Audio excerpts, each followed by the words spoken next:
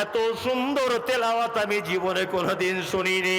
আমি বুঝতে পারছি না, মানে মতলব বুঝি না, কিন্তু কোরআনের তেলাওয়াত শুনে আমার চোখের পানি ধরে রাখতে পারলাম না।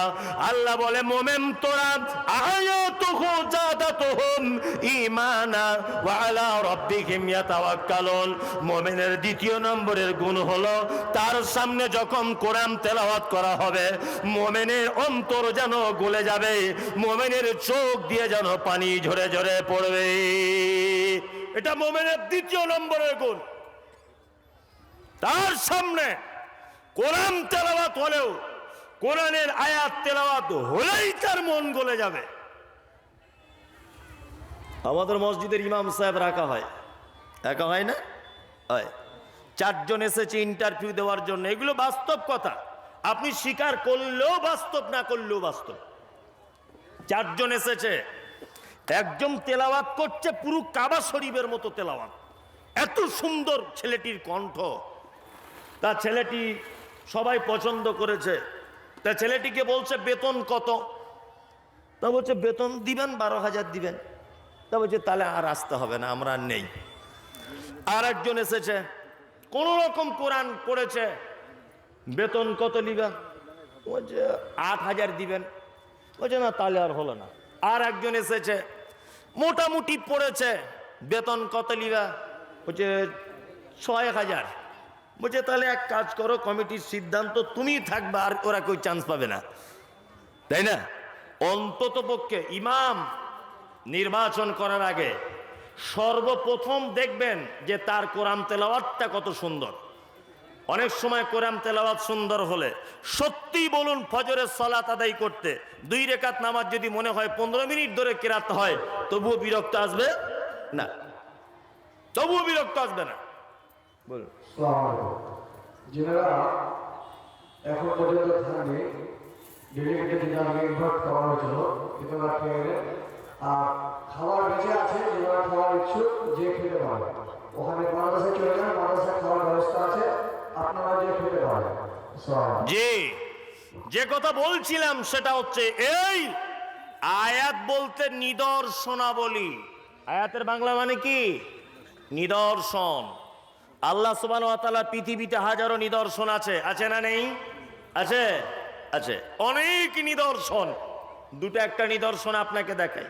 চাষি ভাইয়েরা মাঠে যান, মাঠে যান না? যান। মাঠে গিয়ে বিকালবেলার দিকে দেখবেন, কি দেখবেন? আকাশে দেখবেন বক বা অন্যান্য পাখিগুলো ডানা মেলে উঠছে, দেখেন না? দেখেন। দেখবেন 2-4 বার ডানাটা এরকম করার পরে আবার দেখবেন এরকম স্থির করে দিয়ে 1-1.5 মিনিট এরকম দুলে দুলে দুলে দুলে যাচ্ছে, দেখেছেন? দেখেছেন? আল্লাহ বলেন, আওয়ালাম ইয়ারাউ ইলা তাইরি ফাওকাহুম সাফফাতিন ওয়া ইয়াকবিজ মা ইমসিকুহুন্না ইল্লার রহমান ইন্নাহু বিকুল্লি শাইইন বাসীর। মুমিন তারা যারা মাঠে ঘাটে যখন ঘুরবে, পক্ষী কুলের দিকে তাকিয়ে দেখবে, পক্ষীরা যখন, পাখিরা ডানা মেলতে মেলতে ডানাটা এইভাবে যখন স্থির করে দেয়, আল্লাহ বলছেন এই স্থির অবস্থাতে মহাশূন্যের উপরে তাদেরকে কে ঝুলন্ত অবস্থায় রাখে? ইল্লার রহমান, আল্লাহ ছাড়া পৃথিবীর কারো ক্ষমতা নাই।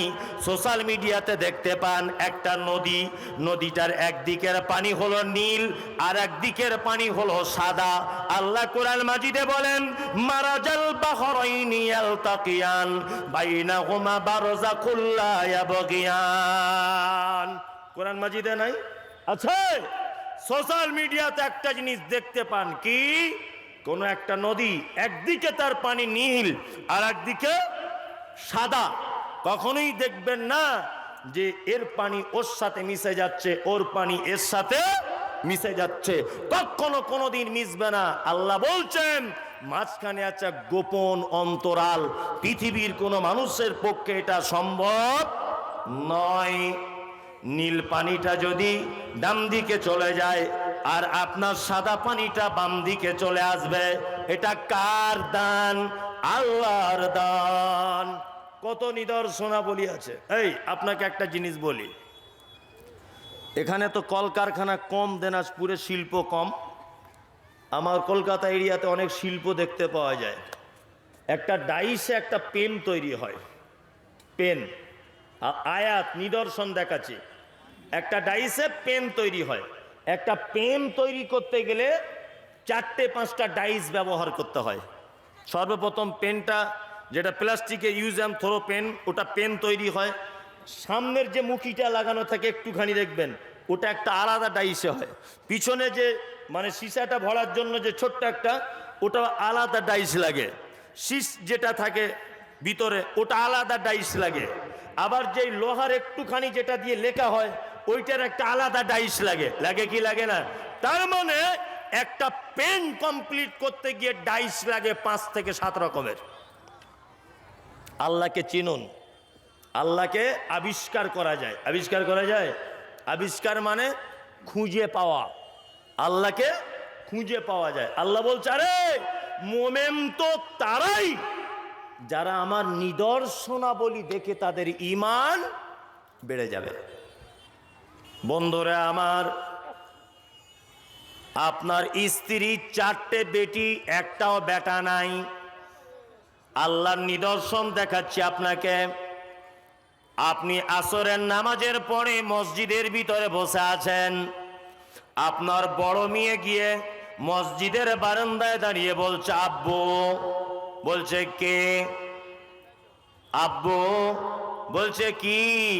বলছে, মা তোমাকে বাড়িতে ডেকেছে, তাড়াতাড়ি এসো। আপনি তার গলার আওয়াজ শুনে বুঝতে পেরেছেন এটা আমার বড় মেয়ে, নাম হলো তার নাসিমা। আপনি বাড়ি যেতে দেরি করেছেন। আপনার মেজো মেয়ে এসে আবার বলছে, আব্বা। তা বলছে, কি? বলছে, মা তোমাকে ডেকেছে। আপনি তাও বাড়িতে গেলেন না, আবার ইমাম সাহেবের সঙ্গে বসে বসে গল্প করছেন। আবার তৃতীয়বার এসেছে আপনার সেজো মেয়ে, এসে বলছে, আব্বা। বলছে, কি? বলছে, মা ডেকেছে। আবার আপনি বাড়ি গেলেন না। ছোট মেয়ে এসে ডেকেছে, আপনি তারপরে বাড়ি গেলেন। আচ্ছা বলুন তো দেখি, আপনার বড় মেয়ে যখন আপনাকে আব্বা বলে ডেকেছে, আপনি গলার আওয়াজ শুনে বুঝতে পারবেন কি পারবেন না যে এটা আমার বড় মেয়ে নাসিমা, এটা আপনার মেজো মেয়ে কারিমা, এটা আপনার সজো মেয়ে, তার নাম হুজাইফা, আর একটা মেয়ে আছে তার নাম আয়েশা। আপনি তার গলা দেখে বুঝতে পারবেন কি পারবেন না? পারবেন। মিলে নাই রে চেহারাতে আর নেই কো গলার সুরে, অদ্ভুত তোমার কারিগরি আল্লাহ দেখেছি সোহাগে ভরে। তোমার বড় মেয়ের ডাক শুনলে তুমি বলে দিতে পারো এটা আমার বড় বেটি, এটা আমার মেজো বেটি। একটাই ডাইস থেকে তৈরি হয়েছে 4 জনার গলার সুর 4 রকমের, 4 জনার দেখতে 4 রকমের। এ বলছে আমি টক খাই, বড় মেয়ে বলছে আমি আদা বেশি খাই, আর একজন বলছে কাঁচা পেঁয়াজ বেশি খাই, আর একজন বলছে মরিচ খেতে পারি না, আর একজন বলছে মিষ্টি খুব ভালোবাসে। বিশ্ব নবী নয়, স্বয়ং আল্লাহ বলেছে একটা ডাইস থেকে তোর 4টে বেটি দিলাম। 4 জনের নাক আলাদা, 4 জনের চোখ আলাদা, 4 জনের গলার আওয়াজ আলাদা, 4 জনের দৃষ্টিভঙ্গি 4 রকমের, 4 জন 4 রকম জিনিস খেতে পছন্দ করে। আল্লাহ বলে আয়াতুহু জাদাতুহুম ঈমানা।